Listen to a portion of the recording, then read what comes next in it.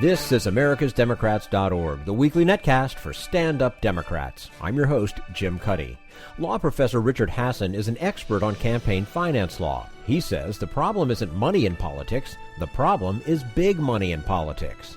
Journalist Chuck McCutcheon has written a book essential to understanding the 2016 campaign, a dictionary of euphemisms politicians use to hide what they really mean. And Bill Press talks with Charles Lechner, an ex-Occupy Wall Streeter who now heads People for Bernie. Are you tired of Tea Party Republicans and Rush Limbaugh dominating the airwaves? Do you want the facts you won't get on Fox or even on CNN? Then stay tuned. Our sponsor, 21st Century Democrats, works hard to get everyday Democrats involved in returning our party to its roots and to success at the ballot box. Sit back and listen, then stand up and fight. And follow 21st Century Democrats on Facebook for all the latest progressive news. We're glad you can join us.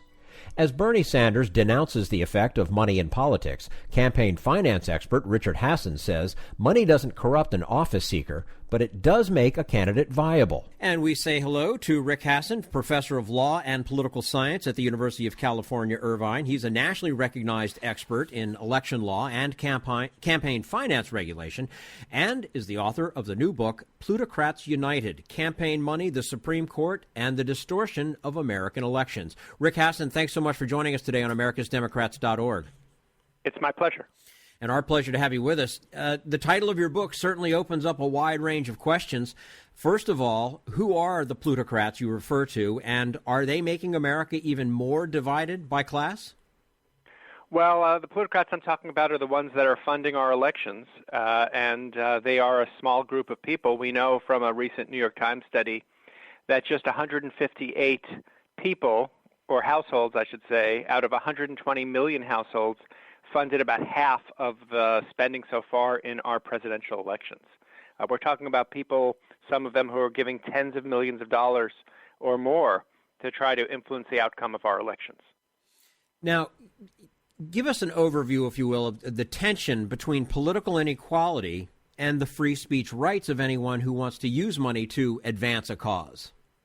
Sure. Well, the Supreme Court, for the last 40 years, since a case it decided 40 years ago last month,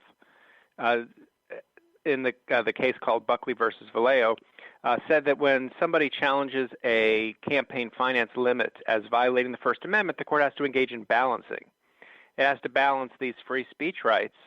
Someone wants to use their money to promote a candidate or oppose a candidate for office. The court said that implicates the First Amendment. It has to be balanced against some other interest. And for the last 40 years, the only interest that the court has accepted in that balance is preventing corruption or its appearance. And the court over time has had different views as to how broadly or narrowly to read the term corruption. But importantly, as I argue in my book, the court in that case 40 years ago and repeatedly since then has rejected the idea that you might be able to limit money in politics for a different reason, to level the playing field, to promote political equality, to say that we are all entitled to the same voting power and the same power in influencing the outcome of elections. That's been off the table. The main argument in my book is we have to put that back on the table, and we probably need a new Supreme Court to make that kind of change. But that's the essential balance. We're allowing people with much greater economic power, which is inevitable in our free market system, to translate that economic power into vastly unequal political power. Now, I think most of our listeners agree that money is certainly distorting the political process, but you say the money unleashed by the Citizens United decision has not resulted in open corruption. What has it resulted in? Right, so if we think of corruption the way the Supreme Court uses the term corruption, where we're talking about politicians being on the take or something akin to bribery, that's not really what we see on the federal level. Sure, there are places where there is a problem of that kind of corruption. You could think of New York State, for example, where there have been a lot of corruption prosecutions on both the Democratic and Republican side. But if you think about Congress, it's probably the least corrupt it's been in history. We have very few cases of politicians on the take. The problem instead is one that both the ability to elect someone to office and the ability to influence public policy depend a great deal on wealth. Now, I don't mean the crass idea that money buys elections. You can just look at the Jeb Bush campaign and realize that money doesn't buy elections. But what money buys you is, first, a chance to be viable. The only reason that Bush is still in it to this point is because he's got a few rich benefactors who are giving money to a super PAC. So it's buying you more chances to make your case to the American people. The other thing it's buying you is influence and access. So the wealthy, we know, are able to use the fact that they give all of this money to these groups to secure entree to be able to make the claim for certain kinds of public policies that they like. And just one recent example. In the 2,000-page omnibus spending bill that Congress recently had to pass to fund the government for the next year, there were 54 words inserted into that bill, which gave a $1 billion tax break to real estate and gaming interests. So that's the kind of thing that money's buying. That's the kind of thing that I think raises a serious kind of problem. It's almost, I mean, okay, money's not directly going into the pockets of the politicians. It's just sort of being reworked. It's almost like a shell game on a table. Well, that too, I'm going to reject that because I don't think it's a shell game in the sense that I don't think that there's really bribery going on. I don't think that politicians are consciously saying, "You give me the money, I will do what you want." I think it's equally pernicious, but it's not the same kind of problem. It's not people being on the take. Yeah. It's that inevitably you're going to reciprocate for people who are good to you, and so.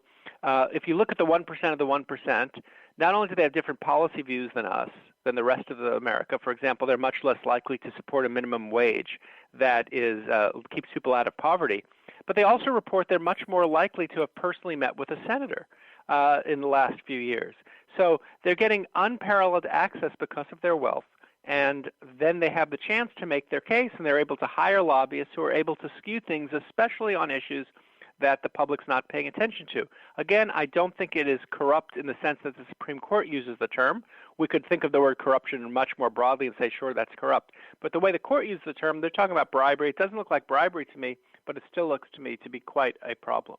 We're speaking with Rick Hasen, professor of law and political science at the University of California, Irvine. His new book, Plutocrats United, Campaign Money, the Supreme Court, and the Distortion of American Elections. Rick, philosophically, doesn't big money, as long as it's transparent, allow unknowns to have a voice? The previous era, Gene McCarthy able to unseat a president because of several liberal moneymen. Sure. So this is one of the arguments that you need the wealthy donor to come in like a white knight and save us from our democracy. And people point to Michael Bloomberg, who's supposedly going to save us from a Trump-Sanders campaign. And I'm going to reject that. I'm going to say, wouldn't it be better if we gave every voter in the United States $100 to contribute in elections, give it to parties, give it to candidates, give it to interest groups? Then we could be our own white knight. And as long as there's enough money in the system, the problem is not money in politics. The problem is big money, that it's so skewed.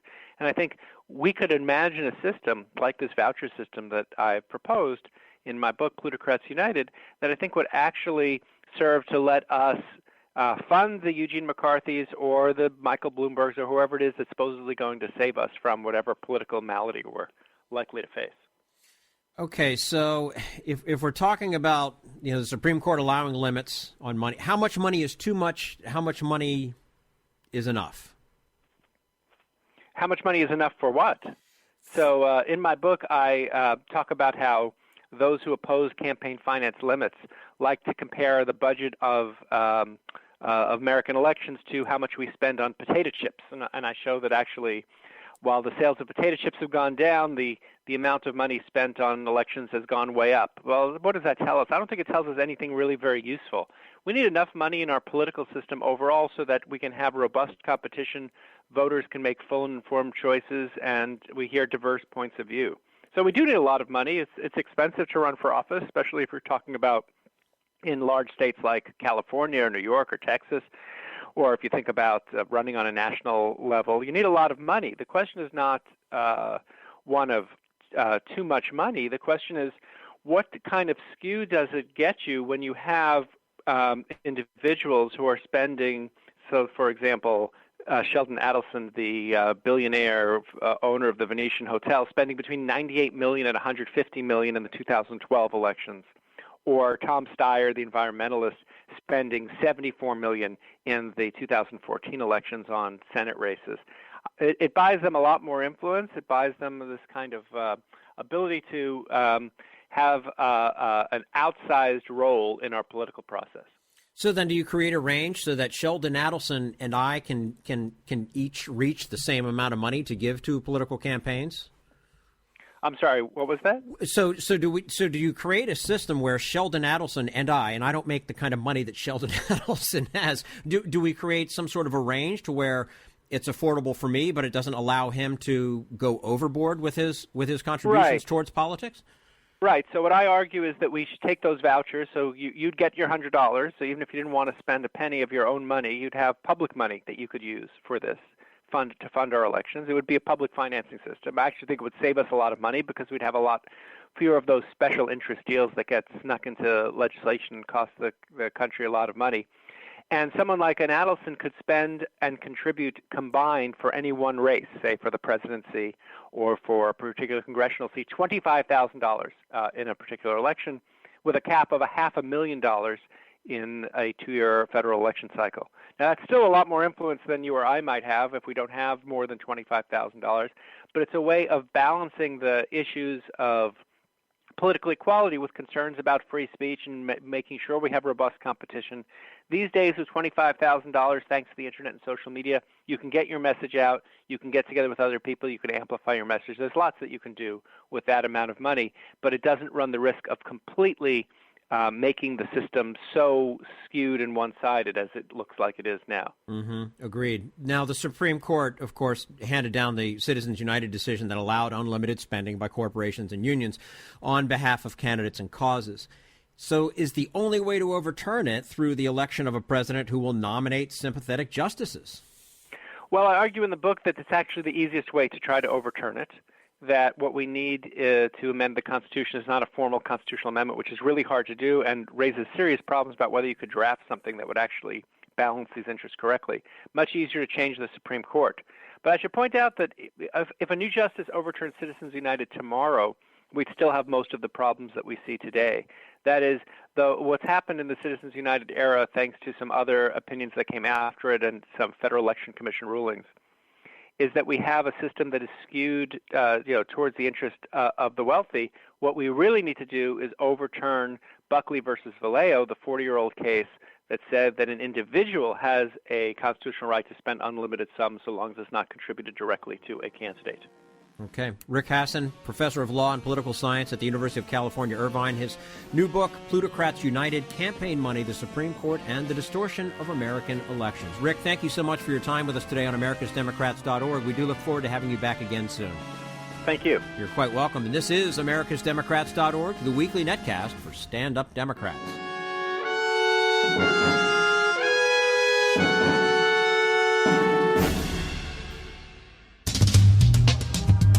We want you to sit back and listen, but we need you to stand up and fight. Do you want to get involved and help get our party back to its roots and to success at the ballot box?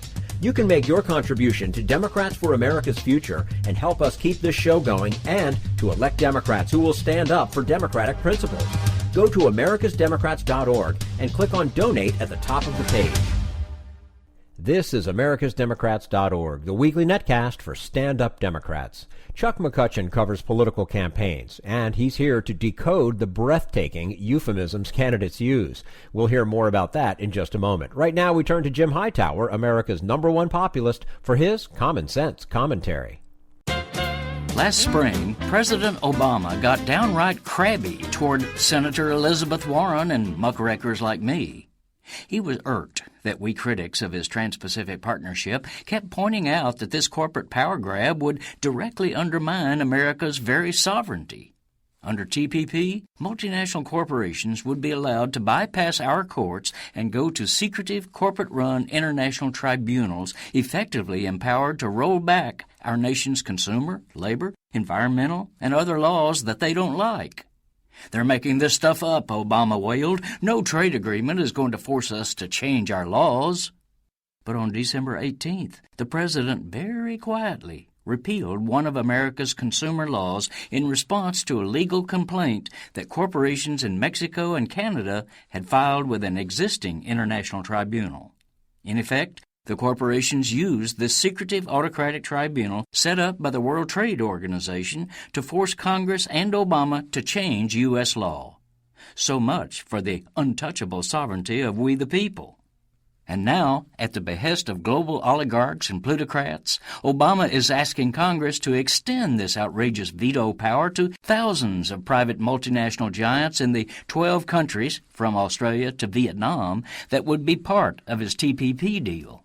To sell it, he's the one making stuff up. Put simply, he declared in February, TPP will bolster our leadership abroad and support good jobs at home. This is Jim Hightower saying, put simply, that's hogwash. Research shows that TPP will cost our country another 500,000 jobs and increase inequality by, quote, redistributing income from labor to capital. You see, inequality doesn't just happen. It's caused by deliberate decisions and deliberate lies of corporate and political elites. Need an antidote to the progressive blues? Want some good news about how grassroots folks are rebelling against the corporate powers and winning? Well, here's an easy-to-swallow pill for you, the Hightower Lowdown. Hightower's monthly newsletter will give you the lowdown, even as it lifts you up. It's 4 pages a month, jam-packed with facts you can use, actions you can take, and Jim's own Texas humor, all for only $15 a year. To become a lowdowner, go to hightowerlowdown.org.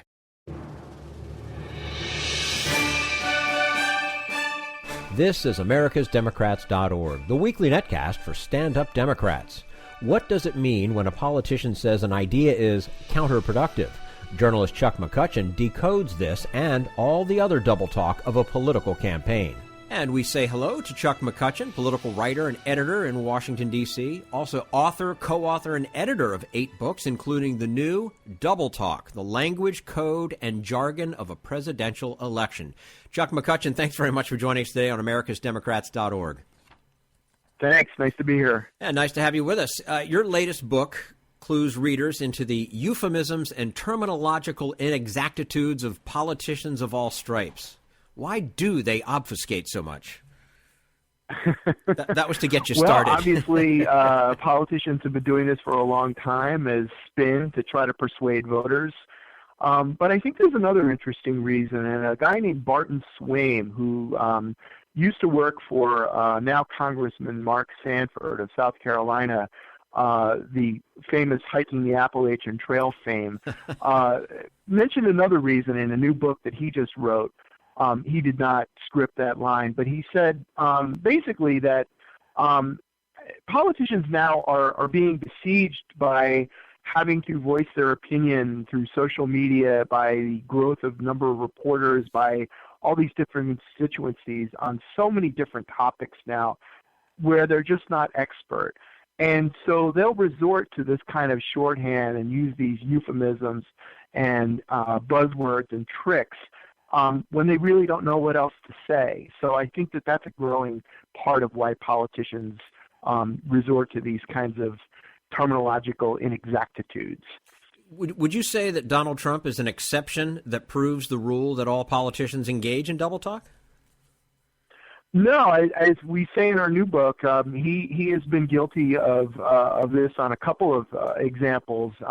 One is the phrase "evolve," which politicians use as code for "I've changed my mind." And he has said, he said at one debate, "I've evolved, but you know who else evolved? Ronald Reagan evolved," kind of showing that his best defense is a good offense kind of strategy. And he's also used maybe not the exact expressions, but sort of the tactics that go along with this kind of talk. He did it just this week with Ted Cruz, where he started raising questions about, his being born in Canada and whether he could be, constitutionally allowed to be president. He basically said this question is out there, and that falls under the category of this. I'm just raising the question. Other people are saying this. I'm just bringing it up, just saying that it's something that needs to be addressed. That's kind of a little linguistic dodge that a lot of politicians over the years have resorted to. Now, you list 100 terms or phrases in the book. What are a couple of your favorites? Oh, boy. Well, I like the expression counterproductive, which is the polite way in Washington of saying something is stupid. You hear it a lot in diplomatic circles.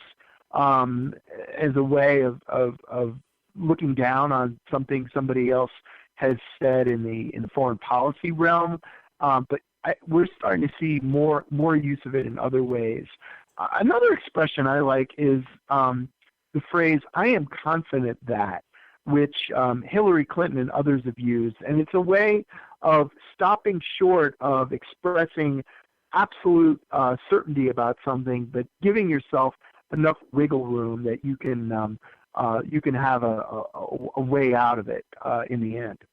We're speaking with Chuck McCutcheon, political writer and editor, author, co-author, editor of 8 books, including the new one, Double Talk, The Language, Code, and Jargon of a Presidential Election. Chuck, you quote Rahm Emanuel's dictum about never letting a serious crisis go to waste. I wonder how he feels about that now. Yeah, right. yeah, I know. He appears to be in quite a bit of political trouble. This isn't really related directly to the terms in our book, but I just have an interesting story. A good friend of mine was a political writer in New Mexico, once interviewed Rahm Emanuel, and this was when he was in the House years ago, and he looked up Rahm's Wikipedia profile, and it said that Rahm was in a one-man klezmer band.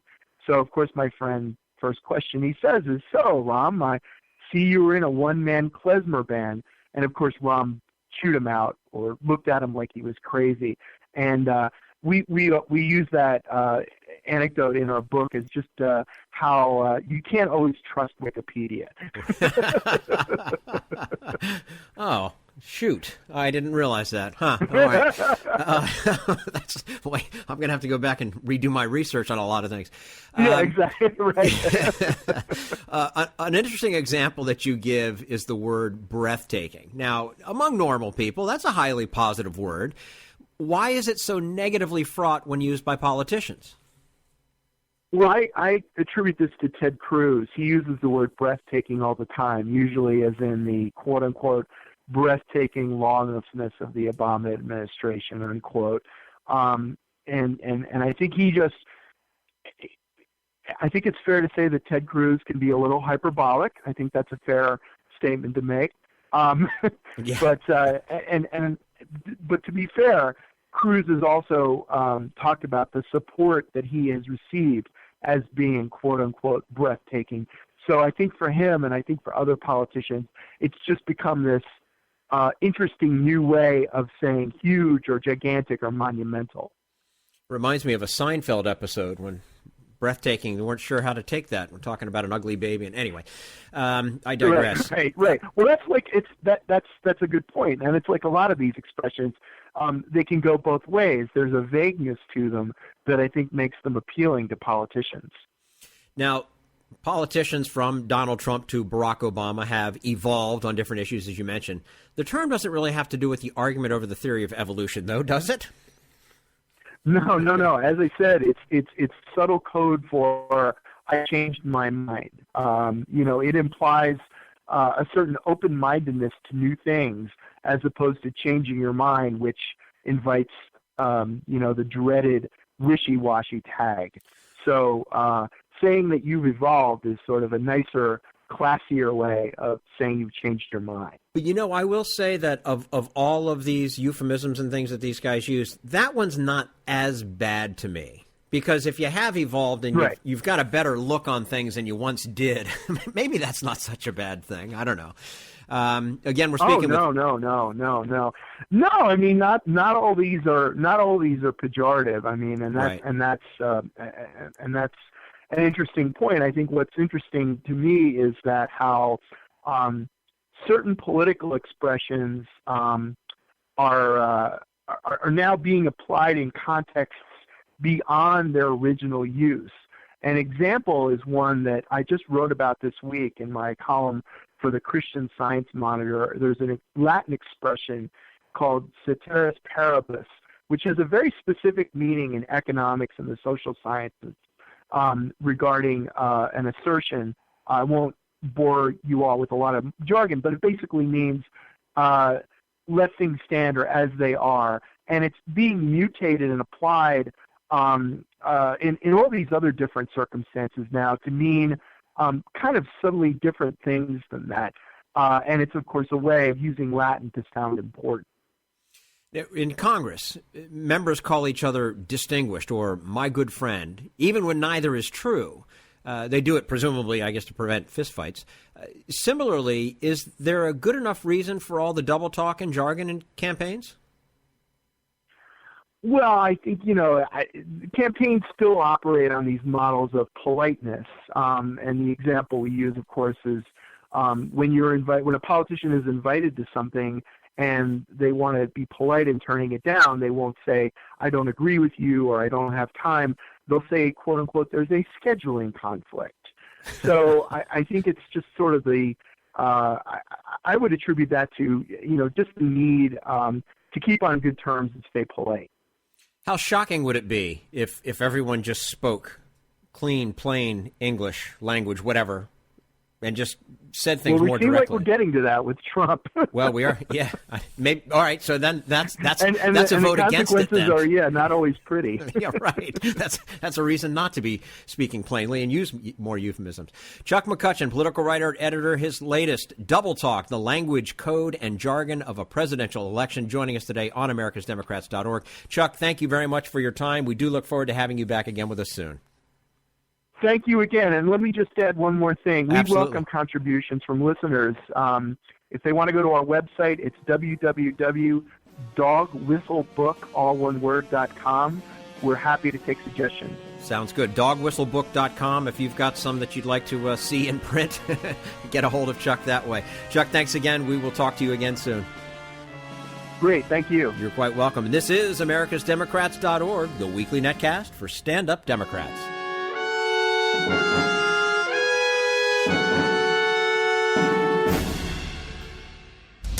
We want you to sit back and listen, but we need you to stand up and fight. Help get our party back to its roots and to success at the ballot box. Make your contribution to Democrats for America's Future to keep this show on the air and help elect stand-up Democrats. Go to americasdemocrats.org and click on Donate at the top of the page.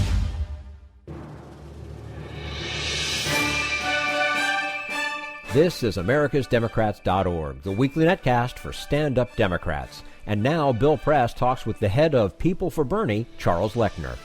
Co-founder of People for Bernie, Charles Lechner, joins us on our newsline this morning from Brooklyn. Hey, Charles, good to have you with us.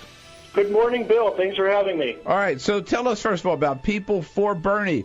When were you organized, and who are you, and what are you up to? Well, I'm just a guy, and we're just a bunch of people, which is why we have that great name. Yeah. The story of where we come from is that we come from Occupy Wall Street, which was an amazing political intervention to Absolutely. change the narrative to talking about inequality. And the next stage was to sort of figure out how we make sure that in 2016 there's a candidate who will be championing our issues. So some of us created Ready for Warren. Many folks don't know that it's practically the same crew that started the Draft Warren campaign is the same people that started People for Bernie. And in that sense, we were breaking with political tradition. Instead of waiting for candidates to emerge that we could support, we created the ground for the candidates that we wanted. And I think that's a new thing in American politics. And the rise of the Bernie Sanders campaign, as many folks have said, directly follows the disappointment with Elizabeth Warren not joining the race. And in that sense, you have grassroots activists setting a political agenda that, resulted in this amazing win in New Hampshire and more to come. And I think that's something that's going to really scare some of the elites in this country. That's very, very interesting and exciting. I mean, I'm just looking in our studio here, right across from me. We have a little bumper sticker. I'm from the Elizabeth Warren wing of the Democratic Party. And that was brought here, I think, by Adam Green from the Progressive Change Campaign Committee. Are you connected with them at all? I'm sure you know the PCCC. What I can say is that after the Working Families Party and DFA and Move On joined the Draft Warren campaign, the PCCC was one of the few organizations that actually stayed out of that. But another point would be that, we can safely predict now that the next time people are talking about the wing of the Democratic Party that matters, they're going to start saying the Democratic Socialist wing or the Bernie Sanders wing, and that's how politics moves forward. Now, so Charles, the big question that I get, right, as a friend of Bernie's is, can Bernie be is he electable nationwide? Would Americans ever elect a Democratic Socialist or a member of the Occupy movement? No, it's a great question. It makes a lot of sense. You know, people talk about this all the time.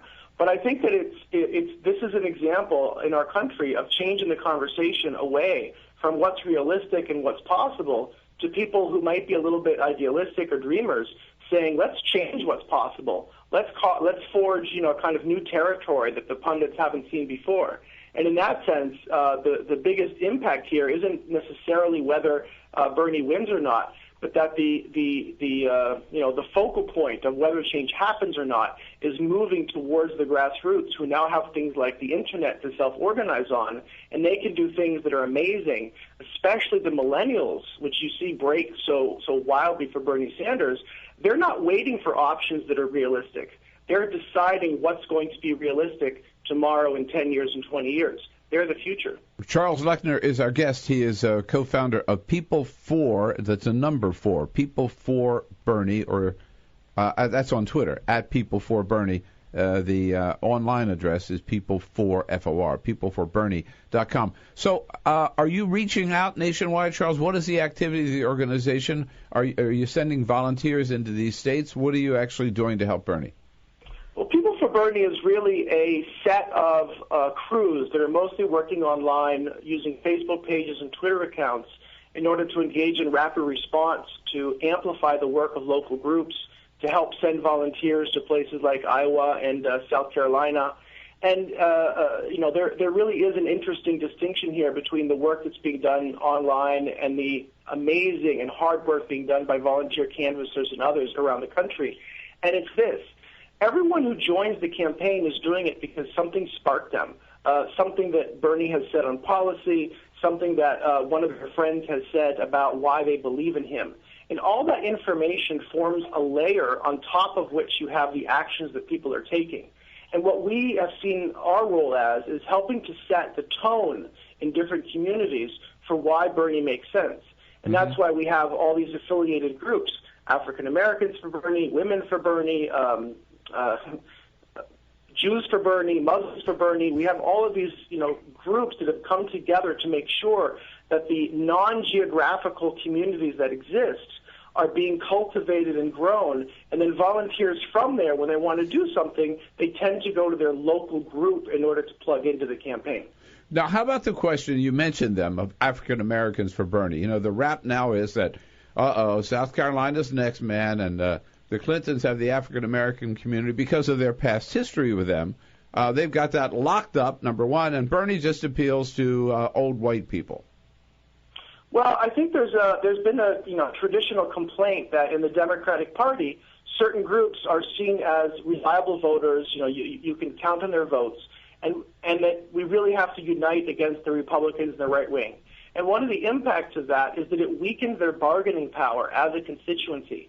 So I think what's happening now is that the Bernie campaign is creating real competition for African American and other votes. And that gives the leaders in those communities even more power to bargain.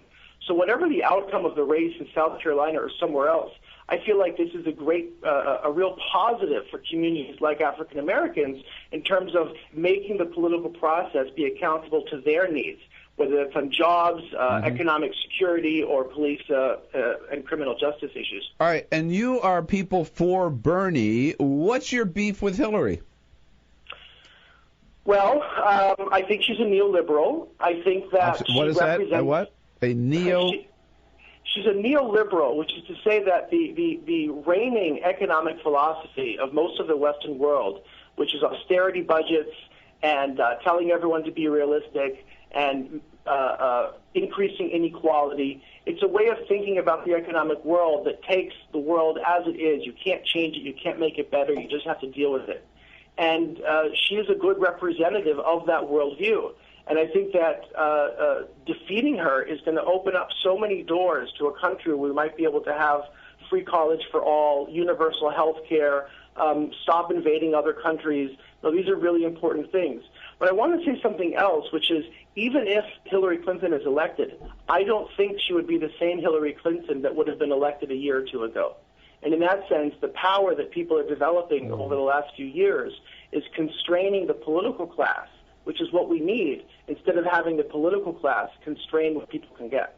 Interesting. I just wanted to note while you're on the line, Huffington Post reports this morning that Republican strategist Dave Carney says he thinks that Bernie Sanders, as a Democratic nominee, would pose a bigger threat to the Republicans than Hillary Clinton because of all the extra energy that he would bring to the race and all the extra people that he would bring out to vote.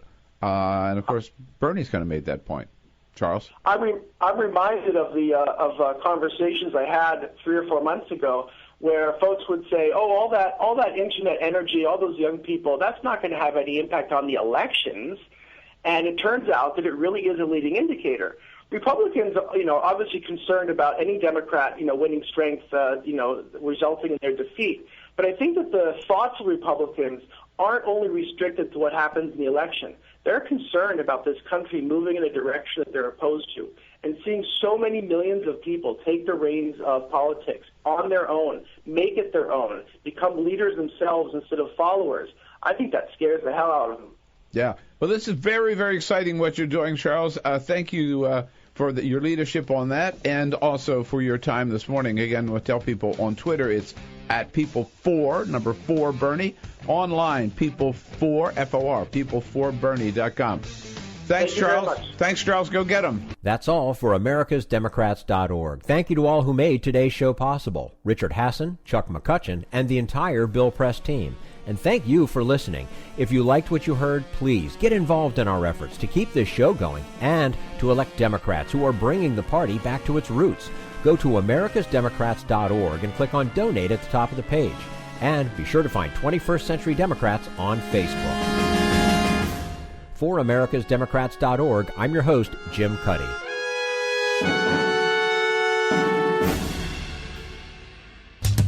We want you to sit back and listen, but we need you to stand up and fight. Join us, support the show, and help elect Democrats who will stand up for democratic principles with your contribution today.